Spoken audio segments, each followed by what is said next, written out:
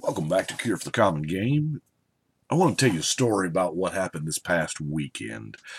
Uh, to get together at a buddy's house on Friday night and we play Commander. We decided we were going to play Plane Chase Kingdoms, because why not? Well, I got lucky and I was the king, and, in Plane Chase Kingdoms EDH, it's a hard life being the king. But anyway, buddy of mine, Danny, this is his favorite curse that exists. Absolute. I mean, every time he draws it, he's playing it on somebody. And since I was to his immediate right, of course, it was me. And then, see, I've never really, y'all know this because you've seen, up to this point, you've seen every deck I've got. And I don't really use a lot of curses. It almost seems in multiplayer, it seems, okay, this card is for this one person and it doesn't, you don't get a lot of utility out of it, I guess. What happens if that player dies and then that card's useless? But, and then the very next turn, but across the table, Alan overwhelming splendors me. It is a hard, hard life being the king. So I thought, you know what? We've been to Innistrad a couple of times. We've been to Egypt, and we got some Commander products. So that's why I thought about Saskia. I wanted a 4-color general. And you can use any of the partner guys to achieve up to 4 colors. But this guy reads like a curse. He really does. So I thought, what would be the more perfect for the curse general than Sassy? And by the way, this is epic level art too. I mean, that is clearly a two-handed axe there that he's just like one-handing and not caring. Anyway, let's go through the, before we get to the curses. 4 colors brings with it a little bit of problems, but I think we've got them fixed. We have we're not playing blue, so that's the colors. So I'm playing all of the appropriate banners and obelisk, which is, 4, because 2 of each. The Felwar Stone is probably going to tap for any color that you want. Of course, the Soul Ring, the Ingot for any color, Manolith for any color, Birds of Paradise, and Utopia Tree for any color. Running Farseek, and Seek the Horizon. Now, and of course, hard times come, you can always tutor for a land. But let's get into the curses. I'll take you down the path of where my brain went, because I started off with curses, and I didn't really care what the curses do. Still, probably, I don't know what most of these curses do. I was just like, look, I want curses that don't have blue in them. So some of these may actually even be counter to. By the way, there are 23 curses that don't have blue. So I have 23 of them. I was lucky enough to be able to actually have every single one of them.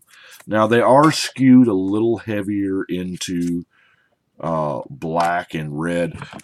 By the way, did I mention there was going to be tons of cursing in this video? But they do, like here we get into the black ones. And I mean, none of these are have ever been worth a fortune, so they're not hard to get, even the rare ones. Maybe some from the Commander box sets, but even if, I mean, there's a good chance, like me, if you bought one of each, you're just probably not using the curses, unless your name is Danny or Alan. Anyway, and I'm in your play group, apparently. But I like the curses. It honestly felt like being cursed, and that was the flavor achievement there is beautiful. So, and of course, a cursed witch, which she flips over into a curse, and just for flavor standpoint and protection from Danny, um, I'm running the Witchbane Orb so that I can get rid of any curses on me, and giving hexproof. That way, I don't have to get targeted with things and junk. So, I got to thinking. I was like, well, that's not enough. 23 cards is a pretty good theme, but I haven't won. I haven't. I don't know. I haven't really done anything. So I was like, well, they're all enchantments. So, of course, that led me down the enchantment route with the enchantresses. Argothian would be awesome, but she's a little too expensive for my blood right now. And then I was like, you know what? Daxos is pretty sweet. He's a pretty sweet commander, even though in this deck he's not the commander. I'm still casting enchantments. I get experience counters. I get big dudes. Yeah. And then I was like, well, a Johnny's Chosen also gives me dudes. And then we look at some of the other enchantment matter stuff, and we get the enchantment creatures, which is also going to trigger your enchantresses. So you get to draw a card off of the Unraveler and the Giant. Huh. So now we're actually killing things and drawing cards, doing a little bit of damage. Well, just as, attrition happens through the course of the game, we're going to lose our enchantments, and Silent Sentinel's well too happy to bring them back. Also, 3 dreams to get 3 auras, because all curses are, in fact, auras. Now, this is the time where I say Idyllic Tutor, Enlightened Tutor, those are awesome cards. They are also a little above budget for me. At the moment, all I have are in use. But those are awesome, and they would be great. But I don't know. I kind of like the not using them and just seeing what the hell happens. So, with all the enchantments, I was like, well, I need a little bit of card draw, and it'd be nice to speed up a little bit. So, double meat, double cheese. It's always a good standby. Why this card's like a quarter or 30 cents, I don't know. I guess because it's been printed a lot, but it is a beautiful card. I'll pick them up whenever I can. Karmic Justice is another one that just doesn't get played, and I'm as guilty as everybody else because I was looking through the Commander 15 binder, and I still had like 2 or 3 in there, and I was like, wow, I just don't even use this. But hey, it does ward away certain things. I mean, it doesn't protect from wrath, but it doesn't look like we're that worried about wrath. We're worried about things like tranquility and stuff like that, but we're also running a few tricks up our sleeve to make all of our enchantments not die. Speaking of enchantments, I mean, Sphere of Safety is awesome. I actually had thought about a Ghostly Prison, had it sleeved up and everything, and I was like, wait a minute, isn't there a better one? And yeah, for this deck with the amount of enchantments we have, Sphere of Safety is an MVP, almost as good as Sigil of the Empty Throne. So now I have multiple ways of damage that all involve enchantments. So I mean, I got 2 2s and 4 4s, and then we got Sassy himself. I mean, that's a real thing. So even if we want to suit him up with some armor, maybe make him awesome. Maybe give him a helm too, because, why not? And as far as removal,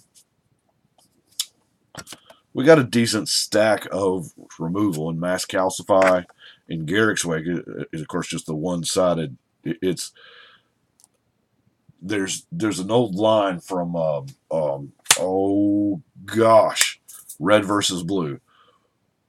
When Garrick's weight comes down, it is ass kick o'clock. That's what time it is. Um, we got Merciless Eviction for those things that are just kind of pesky and hard to deal with. Love the bullet points, by the way. That was beautiful. Dune Blast, because, you know, I'll keep my general and screw everybody else. And then Utter End. And then when you absolutely positively have to kill 3 things, this is how you do it. But it's permanence, it's not creatures. It's the violent here does adhere to the same problem that Hex does. You have to have 3 targets. Of course, with Hex, you have to have 6 targets. But, I mean, you got to have all 3. So, now, the last card is a card I'm experimenting with, and I'll tell you why. Is because it received a whole bunch of hype when Rivals of Ixalan came out. And I think Blood Sun is absolutely amazing. Now,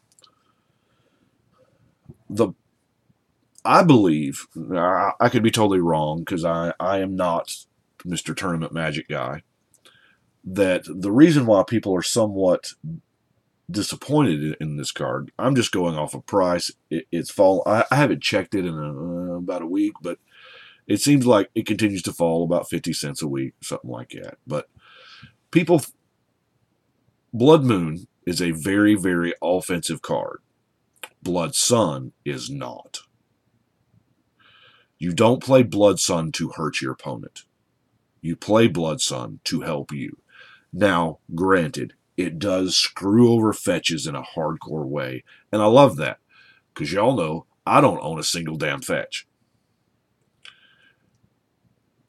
It does screw over Terramorphic Evolving, all the things that search and, you know, Maze of Ith. So, if you watch how you build your deck with Blood Sun, did a little research on exactly what Blood Sun does, and the number one thing that really caught my eye is the Ravnica bounce lands. The Ravnica bounce lands would be absolutely insane, but they gave it not 1, but 2 drawbacks. Well, guess what? Blood Sun takes those away, because those are non-mana, you know. And the Rakdos Carnarium just comes into play untapped. You ain't got to bounce shit, and you just get 2 mana. It's like you've got a whole bunch of just tap for 2 mana lands, and it's awesome. You've got things like, I don't want to come into play tapped. Yeah, Shocklands are awesome. Shocklands are like OG duels now. I'm not running those, but well, hell, these are the same way. OG duels, because it's forest plane. And we want to talk about some. Anyway, that's the point I'm getting at. Is I'm trying out Blood Sun, and all of these are completely and totally playable cards, even if I don't have Blood Sun. But that is what I have got for Saskia and all his mighty curses. I do appreciate you watching. Y'all let me know what you think. But right now, we're going to shuffle and cut.